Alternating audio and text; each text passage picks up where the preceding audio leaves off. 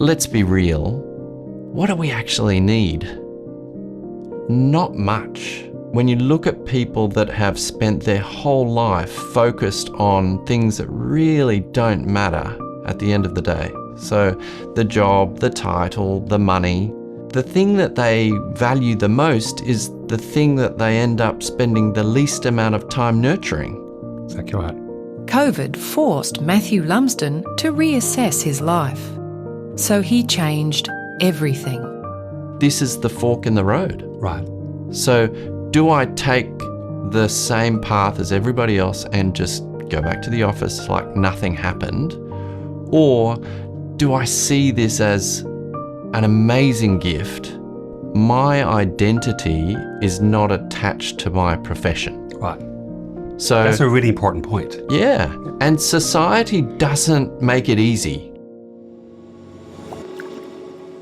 I really enjoyed that conversation with Matthew on many, many levels, particularly the stories from his teenage years in Japan and how that impacted him over a long journey.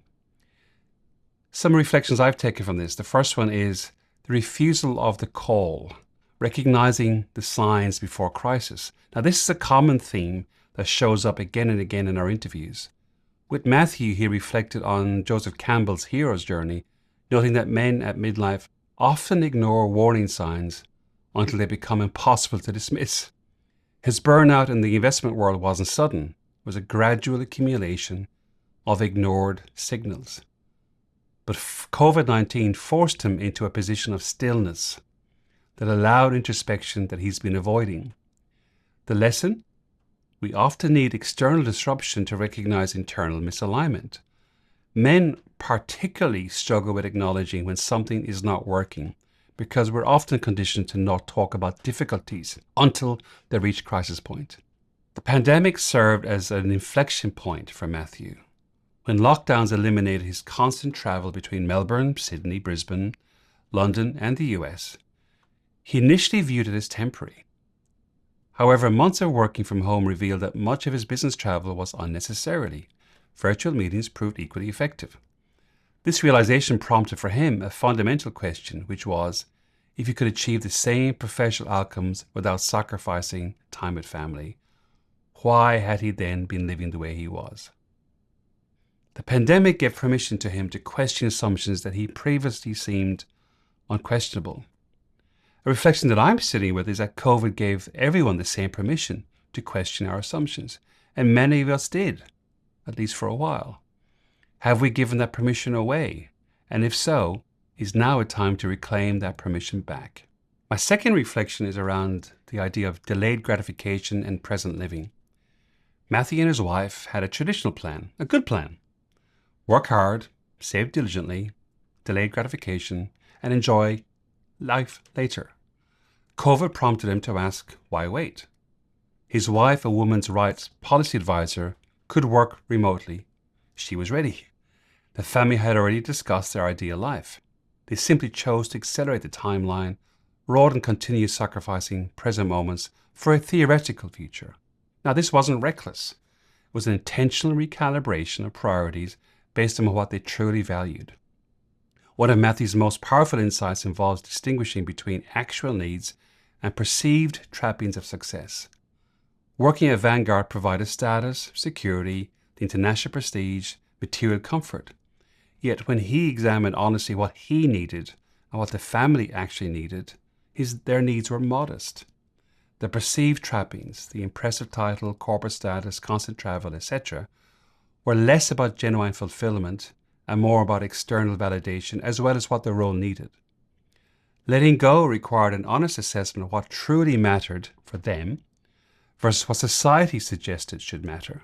Matthew's investment philosophy directly influenced his life. Jack Bogle, the founder of Vanguard, championed frugality and index investing, avoiding unnecessary cost and complexity. Matthew applies this to his life, eliminating what doesn't serve him, focusing resources on what genuinely matters, and avoiding lifestyle inflation. This wasn't about deprivation, but about intentionality. Being perpetually, positively dissatisfied means continually improving without losing gratitude for what exists. This frugal approach creates financial margin that enables choice rather than an obligation. And my third reflection is a really simple one, and that is his 6 o'clock dinner commitment. When I asked him what his 75-year-old self would say about his one wild and precious life, referencing Mary Oliver's poetry, Matthew's answer was immediate. Matthew, did you commit to 6 o'clock family dinners? The seemingly simple metric represents a profound prioritization. It's about being present for daily rituals that create a family culture, not just the occasional big moments. The memory he shared of his children and nephew laughing over pasta while singing Magna la Pasta captures what he values most, seeking better approaches, remaining intellectually curious rather than being settled. With that, the notion of shibui, elegant simplicity through aging. This Japanese concept of shibui emerges through weathering and aging. It stands in stark contrast to Western culture's treatment of aging as a degradation to be avoided. Matthew observed how Japanese culture honors eldership, seeing beauty and wisdom in aging rather than diminishment. And he said, as he ages, he finds himself naturally gravitating towards simplicity, stripping away the unnecessary, appreciating what remains. What I take from this is that his approach is not resignation towards an ultimate and inevitable outcome, but refinement of his life along the way, understanding what truly matters to him and having the confidence to let go which doesn't. His final wisdom was, if articulating what you want feels too overwhelming, or too big a question, start by clearly identifying what you don't want and eliminate those things. Subtraction is often easier than addition, and it creates space for what truly matters to emerge. I've got 2 experiments for us to play with. The first one I'm going to call the forced stillness audit. The purpose here is to recreate the reflective space that COVID-19 inadvertently provided Matthew, allowing him and us to examine which aspects of our current life serve genuine needs versus habitual patterns. So the experiment is, for 1 week, conduct a forced stillness audit of your professional and personal commitments. Document everything. Keep a detailed log of every meeting, call, email, thread, travel, other commitments. And note not just what you did, but why you did it, and whether the outcome justified time and energy in the investment you made. For every meetings you go to, do you have to do this in person versus could it be done virtually? That will reveal which parts of a routine are based on actual necessity versus tradition and habit. And finally, from an energy outcome perspective, just rate each commitment on 2 scales, 1 to 10. The energy required, such as your time, your mental load, your preparation, your travel, recovery, etc. And the actual outcome delivered, again on 1 to 10. And just calculate these. Activities with high energy requirements and low value are candidates for elimination, or restructuring, or changing, or dropping. And at the end of the week, ask yourself the question that Matthew asked him. If I could accelerate my ideal life timeline rather than delaying gratification, where would I start? What would I do differently? What this hopefully will teach is people will discover they're maintaining commitments on outdated assumptions rather than the current reality or need. My second experiment, again, this is a really obvious one. I'm going to call it the 6 o'clock dinner litmus test. And that is using Matthew's metric of committing to 6 o'clock dinner for his family as a proxy for examining whether his daily choices aligned with what he states are his priorities. The experiment for 1 month, commit to 1 specific recurring ritual, be it for your family or be it for yourself, whatever is more important for you.